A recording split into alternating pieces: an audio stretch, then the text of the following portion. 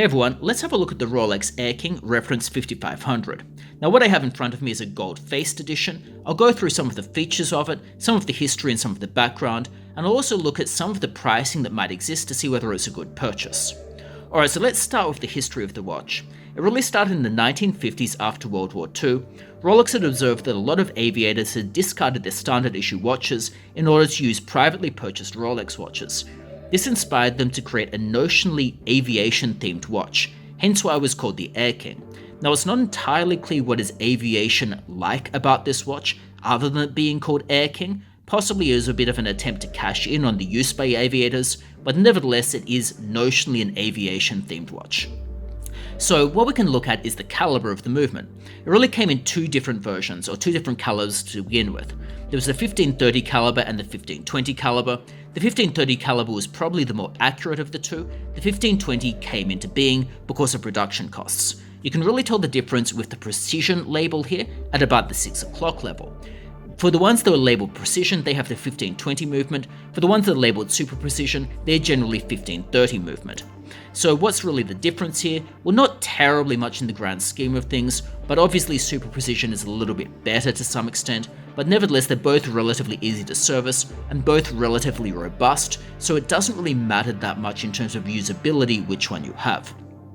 Now the Rolex Air King has remained in production in some form for quite a while. The modern versions are obviously quite different from the 5500, but the main similarity here comes down to the face, where they don't really have any other complications, so no day function at the top or no date function at the side here. Alright, so with that in mind, let's have a look at the 5500 that I have in front of me. Now this particular model has a gold face. The face came in multiple different colors for the Air King. So for example, it came in blue, it came in white, came in other colors as well.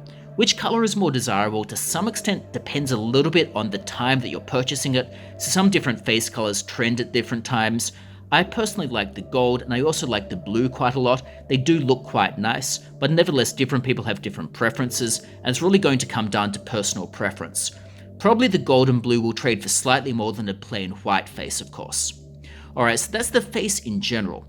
The face doesn't have any complications on it, there's no moving bezel, there's no date function, there's no day function. That's the case for all of the reference 5500s and the Air King in general.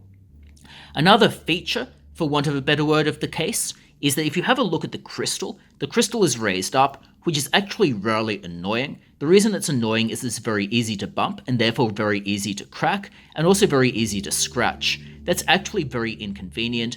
It's quite easy to break this if you put it at an angle and you hit it against something, for example a table or a desk or any number of other things. So that's something you really need to be careful with. It's something that actually reduces the robustness of the watch and is kind of annoying. As you can tell in this particular model, the case has some scratches on it, both on the crystal and also on the metal. It's relatively easy to scratch the watch, so you obviously have to be careful here. This watch probably needs some polishing, but nevertheless it does look relatively nice despite that aging and despite that wear. The case itself is otherwise relatively unremarkable. As per normal, you have the Rolex logos here, but there's not terribly much else to say about the case itself. It's relatively standard.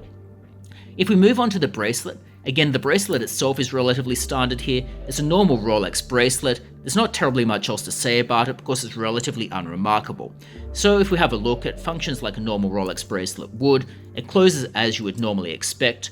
It feels relatively robust. It's obviously not the same quality level as something like an Audemars Piguet, but it feels relatively nice. It has a decent hand feel and it has a decent weight associated with it without it being too heavy. Alright, so that's the watch itself. Let's move on to whether it's a decent buy for the purposes you might be looking at. So if we look at the prices of the Air King, it's really trading for probably about 2300 plus on Chrono24. Some of those prices might be negotiable, and it's obviously going to depend a lot on the condition of the watch. So what does that tell you about whether it's a good buy? Well, the first thing is it's a good entry-level Rolex. It's relatively cost-effective as a way to access a Rolex watch. It isn't very expensive. It's a relatively elegant watch and it's aged quite well. So it's not going to be an ugly watch for the money. It's probably going to be worthwhile if you're looking for a Rolex that's an entry-level watch. It's also probably going to hold its value reasonably well because there's always going to be a market for a cheap entry-level Rolex. There's always going to be someone that will want to buy a Rolex for not terribly much money. Hence why it will hold its value reasonably well. The downside, of course, is that some people will know that it's the cheap entry-level Rolex. That might deter some people from purchasing. It's also obviously unlikely to skyrocket or go up in value, because an entry-level watch is relatively unlikely to do that. But nevertheless, it is going to hold its value reasonably well because of those characteristics I talked about before. It's also going to be relatively easy to service and relatively easy to maintain, given that it's relatively robust movement. Alright, so to wrap this up, let's have a think about the Rolex Air King. It's a relatively cheap and easy to maintain watch, it's relatively well known, it's a relatively good entry-level watch, and it's been in continuous production in some form for quite a while. It's not a bad investment to take, given that it will hold its value in all likelihood.